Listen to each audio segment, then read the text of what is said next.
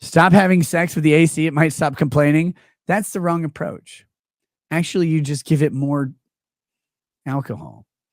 Don't do that. That's not legal advice.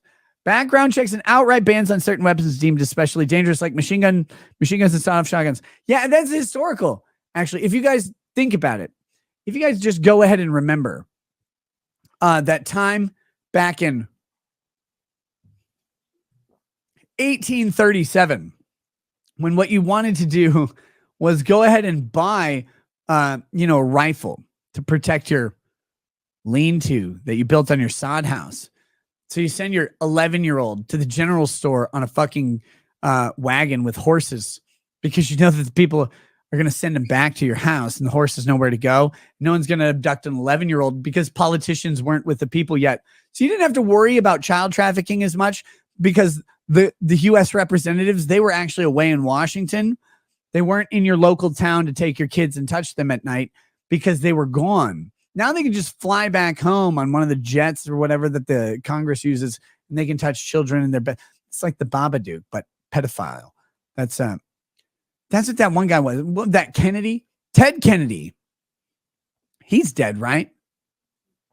Listen to me, Ed. Every dead. God damn it! I got a tickle in my throat when I mentioned Ted Kennedy. When I mention Ted Kennedy, I get a tickle in my throat, right where I remember his penis touching me. God damn. Any dead Democrat congressman, I'll call him a pedophile for $5. Just kidding. That's a joke. I mean, I'll call it that for free. Seriously, don't send me $5 to do that. That's the comedy of it. You can just put it in the chat, and if I see it, I'll say it for free. They have to be dead, though. Like Ted Lieu of Hawaii. That guy's dead. He's dead inside. You can tell his husband left him when his wife cheated on him with his husband.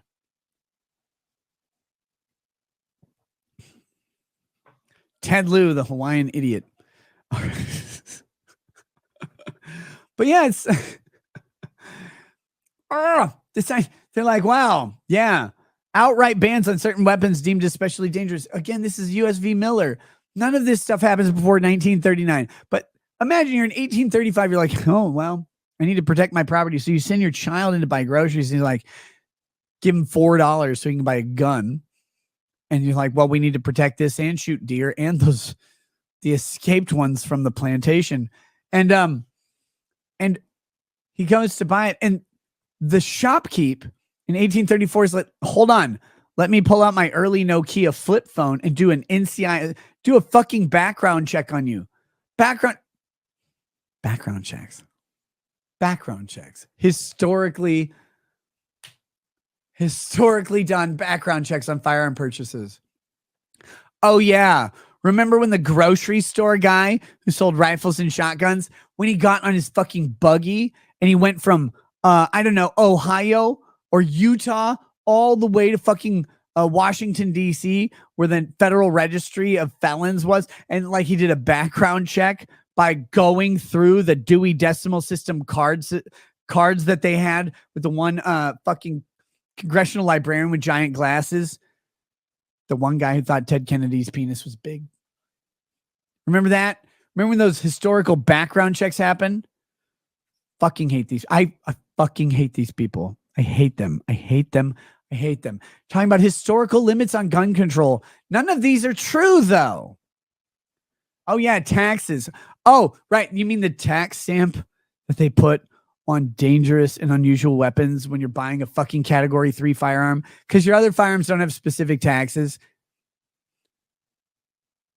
Bans on especially dangerous weapons like machine guns. This would come so much later, after the U.S. government caused it. In more recent history, however, the Supreme Court has pushed back against gun regulations in a series of landmark decisions. In D.C., they pushed back, guys.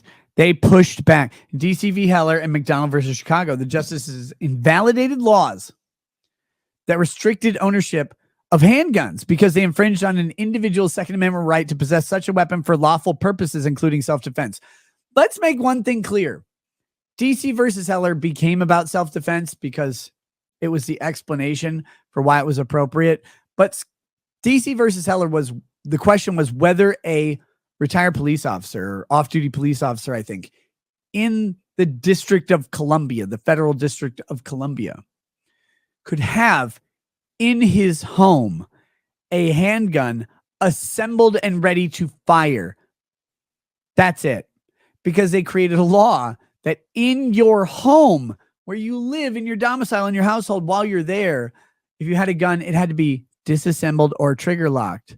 So that if a giant rapist named Magic Johnson came to give you AIDS in your home, you had to pull out your gun, say, hold on, Magic, while you get out of your wheelchair, I'm going to unlock my gun to self-defense you, or have to put it together like Forrest fucking Gump. And you're saying, hold on, just give me a minute. I got to put it together. And Scalia's like, no, that's kind of stupid. How does that help you self-defend?